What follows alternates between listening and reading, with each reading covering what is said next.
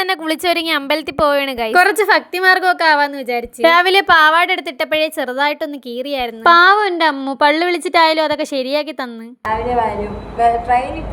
ഇവിടെ പഠിക്കാൻ വന്നപ്പോ തൊട്ട് ഏത് അമ്പലത്തിന്റെ ഫ്രണ്ടിൽ കൂടെ എന്ന് പോയാലും ഇവിടെ വരണമെന്ന് പറയും. പറഞ്ഞു കുറെ അമ്പലമായെങ്കിലും ഒരമ്പലത്തിലും പോയില്ലായിരുന്നു. പത്മനാഭ സ്വാമി ക്ഷേത്രത്തിന്റെ ഫ്രണ്ടിൽ കൂടെ എന്നും തേരാപ്പാര അങ്ങോട്ടും ഇങ്ങോട്ടും പോകും. പക്ഷെ അവിടെ പോലും ഞാൻ ഇതുവരെ കേറിയിട്ടില്ല. അങ്ങനെ ഇന്ന് പോവാന്നും പറഞ്ഞു പോവേണ്. ആദ്യം നമ്മൾ പഴവങ്ങാടി കേറാന്ന് വിചാരിച്ച് അങ്ങനെ അവിടെ നിന്ന് തേങ്ങയൊക്കെ ഉടയ്ക്കാനായിട്ട് വാങ്ങി. ഇവിടെ വന്ന് തേങ്ങ ഉടച്ച ആഗ്രഹം നടക്കുമെന്നൊക്കെയാണ് വിശ്വാസം. ഞാൻ ഒരു ആഗ്രഹം ആലോചിച്ചങ്ങ് ഉടയ്ക്കാന്ന് വിചാരിച്ചാണ് വാങ്ങിയത്. തേങ്ങ പക്ഷെ ഉടഞ്ഞില്ല ഗൈസ്. ഭയങ്കര ശക്തിയിലൊക്കെ എറിഞ്ഞതാണ്. തേങ്ങയിൽ ഒരു പൊട്ടൽ പോലും വരാതെ താഴെ വീണ്. അതിനുശേഷം ഞാൻ അത് ഓർത്തോർത്ത് ഡിപ്രഷനായി.